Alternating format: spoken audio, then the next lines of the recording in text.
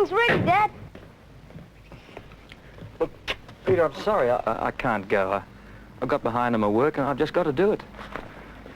Here's some money. You go to the pictures and we'll go fishing another day, huh? It was too late to go anywhere. All the kids would have gone already. So I decided to spend all the money Dad gave me playing pinball.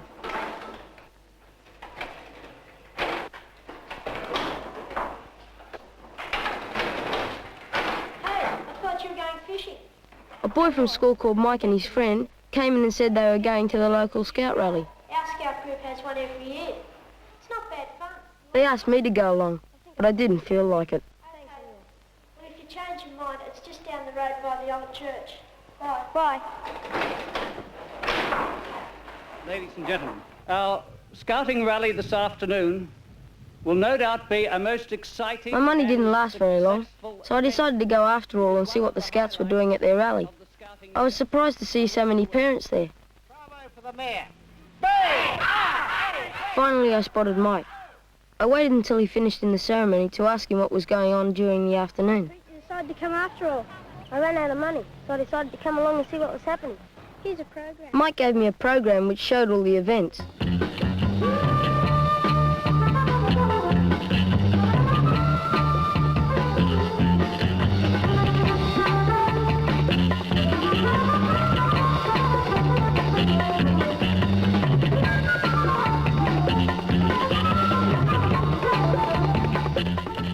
All the kids were having a beaut time, and the parents were enjoying it too.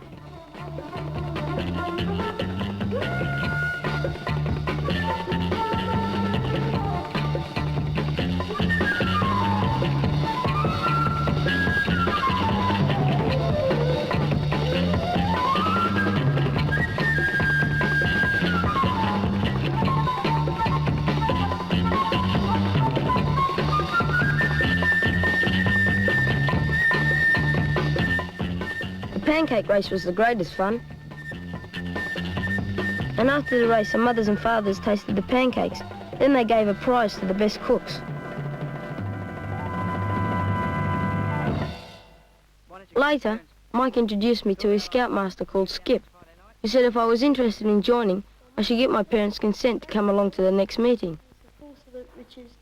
When I went along, Mike took me through the various tests I would have to pass before I could become a scout. Well, Peter, the last test that you'll do will be a law. Skip explained that the most important thing in a scout's life are the law and the promise. There was a lot to learn before I could qualify for my tenderfoot badge. But at last I was ready to be invested. On the morning of my investiture, Mum came down to the shop with me to help me buy my scout uniform. Well, Peter, today's the day we're going to invest you. First thing I'm going to do, ask you to do, is to tie a bow line around your waist. Can you do that for me? I will always remember my investiture. Right, now what's a bow line? A bow line is a knot that never slips. Right. It had come to mean so much to me to become a scout. On my honour, I promise. It wasn't a very long promise, and I was determined to do my best to keep it. My duty to God and the Queen. To help other people at all times. To help other people at all times. And to obey the Scout law. And to obey the Scout law. With that simple ceremony, you're now an invested Scout. I'd like to give you your group colours. All right? It meant that the kids wanted me to be one of them, and that Skip and a lot of other people were interested in me. And your hat. Well, now we've got you in full uniform. We can give you a few badges. This is your tenderfoot badge, which goes on that pocket there. All right? And your area badge, which goes on that pocket there. Group name tape, which goes up on that sleeve. Now I'll ask Mike if he'd put your patrol colours on. The ceremony was impressive, and I could see it meant a lot to Peter. He was very proud to be a scout. Coat badge and your enrolment card, which says you are now an invested Scout. Right, congratulations, Peter. Welcome into the troop, and all the very, very best in your future scouting. In a moment, I'm going to salute you, and you're going to salute me back, right? And Mike's going to turn you around. Scout about to... Troop. Right, thanks, Mike. He looks terrific. What do we give him, troop? B-R-A-V-O-O-O! B-R-A-V-O-O!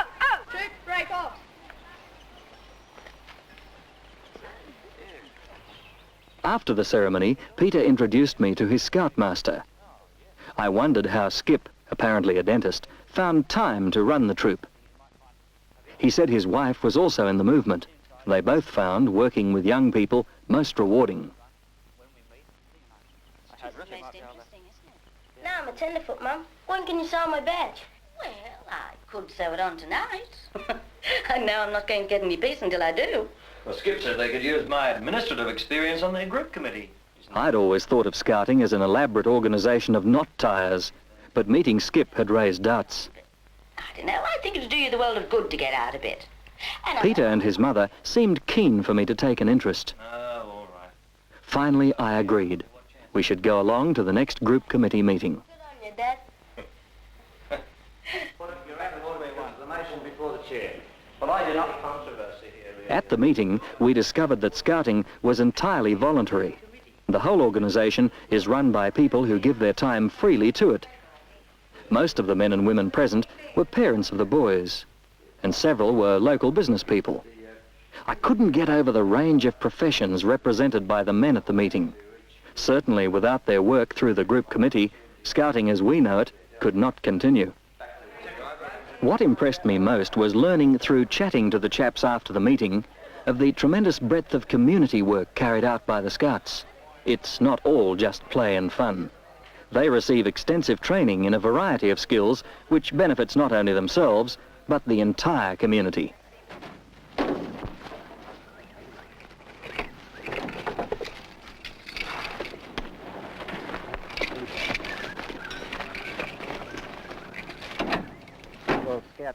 Their training in bushcraft means they're of great assistance to rescue units and police when large-scale search operations have to be mounted to rescue bushwalkers and climbers in trouble. Successful, so that we are now starting a wider search and we're covering the entire... The Rover Scouts have their own rescue teams which can be ready at very short notice. Much of this work isn't known to the general public. We have found the boys' pack on top of a rock face. Greg Dean, will you take flag parade, please? In 1925, Lord Baden-Powell made provision for the handicapped child. Dr. Keith Harris has found that the enjoyment, stimulation and exercise they derive through scouting is of great therapeutic value. Together with the energetic efforts of the group committee, the Scouts themselves, through bottle collections and Scout Job Week, raise all the money to finance the scouting organisation and manage to help sponsor world friendship projects, such as study tours. Through a unique system of badges, scouting develops proficiency in a wide variety of skills. The First Aid Badge is one of 58 a Scout may earn and is obligatory for the Scouts Cord.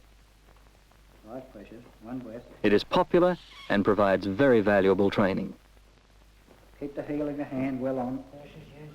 For the Firefighters Badge, one of 14 public service badges, the boys must fully understand the causes and prevention of fire, both in the city and bush. In a time of emergency, this ensures the Scouts' contribution to public safety. The Wirelessman's Badge also has a strong appeal, one of the reasons being the annual Jamboree on the air, in which Scouts of all ages take part. Some of the more experienced operators are able to call scouting countries all over the world. As far as we're concerned here in Australia, and I think this applies throughout scouting generally. The Interpreter's Badge shows recognition of the valuable experience a boy can derive from communicating with people from all nationalities. Today, there are 90 countries and over 11 million Scouts in the movement. Although scouting is international, each country is autonomous. The geographical world is divided into sections, Australia coming within the Asian region. The same way you could also come over to Singapore and to pick up one or two ideas from us for the benefit of your boy here in Australia. Well, most of you have come along tonight because you intend taking out a warrant. Shortly after Peter's investiture, Skip's assistant scoutmaster was transferred by his firm to a country town, and I found myself agreeing to try for his place in the troop.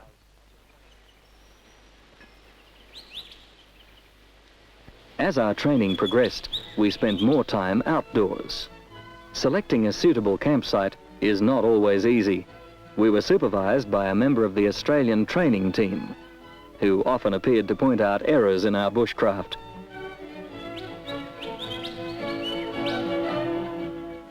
When we did find a good spot, there was plenty to keep us busy.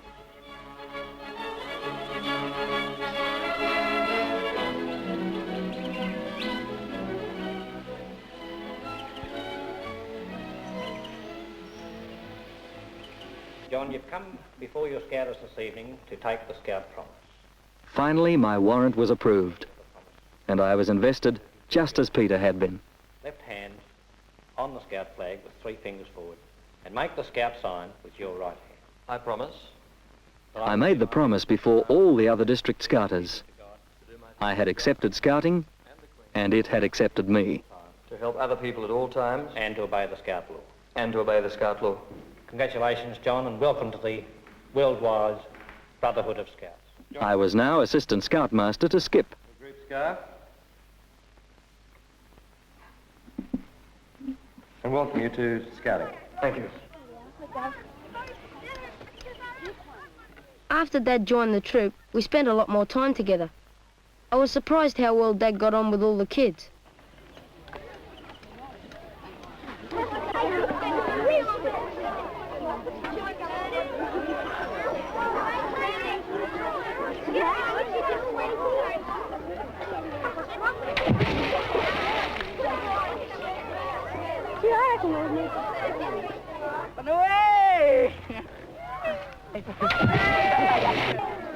Because of the diversity of interests between Boy Scouts and Senior Scouts, the older boys now have their own jamboree, known as a venture.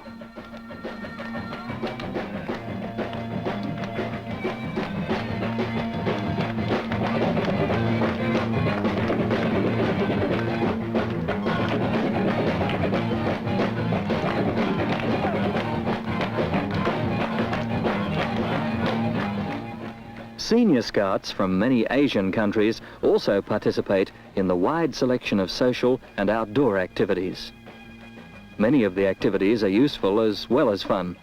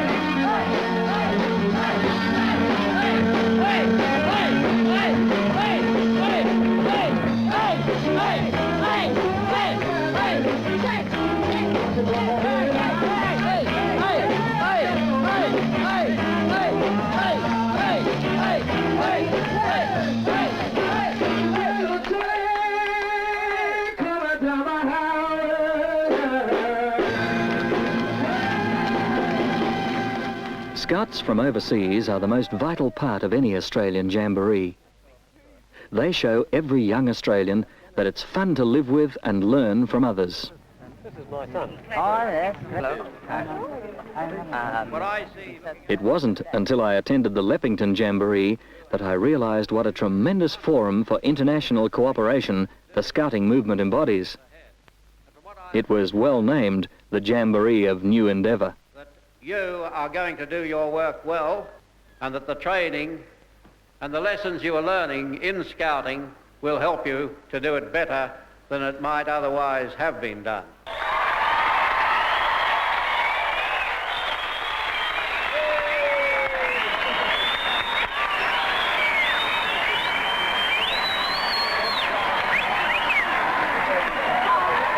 Now I'd like me in declaring our joy at the opening of this Jamboree with a good Scout bravo.